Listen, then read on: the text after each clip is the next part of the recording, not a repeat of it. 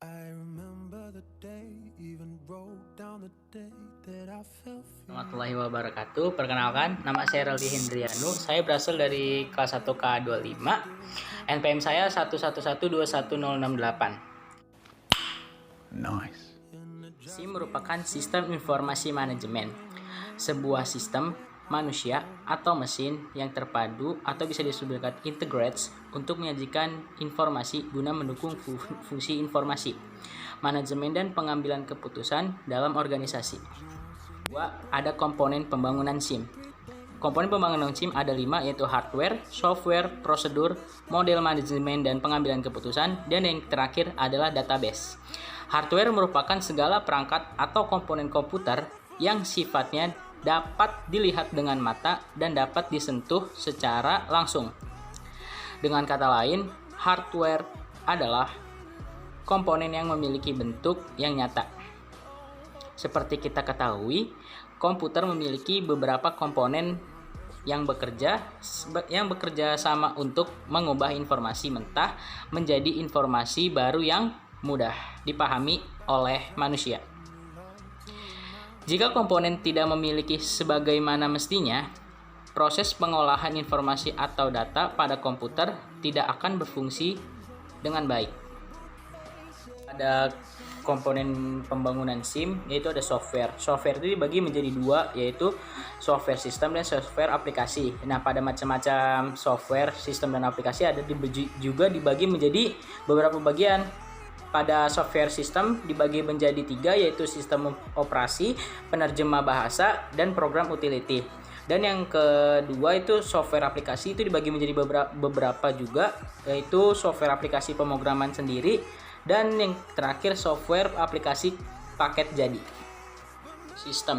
Software sistem itu merupakan sistem operasi perangkat lunak, sistem yang mengatur sumber daya dari perangkat keras dan perangkat lunak, serta sebagai daemon untuk program komputer. Tanpa sistem operasi, pengguna tidak dapat menjalankan program aplikasi pada komputer mereka, kecuali program booting. Nah, yang kedua itu ada penerjemah bahasa. Penerjemah atau lebih dikenal dengan interpreter merupakan perangkat lunak yang berfungsi melakukan eksekusi sejumlah instruksi yang ditulis dalam suatu bahasa pemrograman. Nah, yang ketiga ada program utility, sistem software yang membantu fungsi dari sistem komputer atau hardware, sistem operasi atau software agar dapat berjalan dengan benar dan lancar. Yang ketiga ada prosedur. Prosedur atau pedoman. Prosedur merupakan komponen fisik karena prosedur disediakan dalam bentuk fisik seperti buku panduan dan instruksi. Prosedur yang dibutuhkan yaitu ada 3, yaitu yang satu instruksi untuk pemakai, yang kedua instruksi untuk penyiapan masukan, dan yang ketiga instruksi pengoperasian untuk karyawan pusat komputer. Manajemen dan pengambilan keputusan. Pengambilan keputusan merupakan bagian terpenting untuk memutuskan tujuan yang akan dicapai, sumber daya, siapa yang melaksanakan, dan tanggung jawab.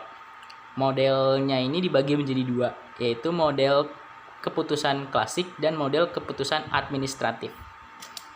Database itu bisa disebut juga basis data adalah kumpulan informasi yang disimpan di dalam komputer secara sistematik sehingga dapat diperiksa menggunakan suatu program komputer untuk memperoleh informasi dari basis data tersebut. Kegunaan utama sistem basis data adalah agar pemakai mampu menyusun suatu pandangan atau view abstraksi data. Manajemen informasi sebagai sumber daya yang dibutuhkan perusahaan. Yang pertama ada kegiatan bisnis yang semakin kompleks, itu dibagi menjadi 5. Yang pertama pengaruh ekonomi internasional, yang kedua persaingan dunia, yang ketiga kompleksitas teknologi yang semakin meningkat, yang keempat batas waktu yang singkat, dan yang kelima itu kendala-kendala sosial. Yang kedua itu ada meningkatnya kemampuan komputer sebagai alat bantu dalam perusahaan. Akhirnya ada subsistem dari SIM.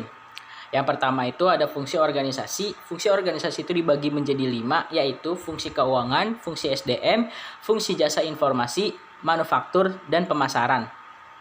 Nah, adapun hubungan tingkat manajerial dan fungsi organisasi perusahaan. Yang pertama ada perencanaan strategis, yang kedua ada pengendalian manajemen, dan yang terakhir itu ada pengendalian operasional. Ada aktivitas manajemen. Nah, aktivitas manajemen ini dibagi menjadi 4 bagian. Yang pertama itu ada perencanaan strategis yang meliputi perumusan pasaran dan rencana strategis. Yang kedua itu ada pengendalian manajemen, meliputi perusahaan anggaran dan alokasi sumber daya. Dan yang ketiga itu ada pengendalian operasional, meliputi penjadwalan aktivitas dan laporan prestasi. Dan yang terakhir itu ada pengolahan transaksi, meliputi pengolahan pesanan, pengiriman, dan penerimaan. Adalah materi yang kelima, yang terakhir itu sistem informasi pemasaran. Yang pertama itu contohnya ada pemasaran HubSpot.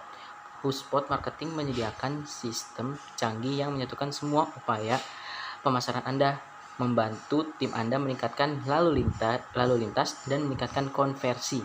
Ini memiliki fungsi drag and drop untuk merancang situs web yang menarik dengan halaman responsif terlepas dari perangkat yang digunakan oleh pengunjung Anda. Nah, yang terakhir itu ada Monday.com. Monday.com menyediakan template dan alat pemasaran yang memukau secara visual untuk bisnis Anda. Ini memungkinkan Anda untuk mengelola aset pemasaran dan kampanye Anda dalam satu ruangan kolaboratif, membantu tim yang berbeda untuk bekerja sama dan berada di halaman yang sama. Terima kasih. I remember the day, even wrote down the day that I fell for you.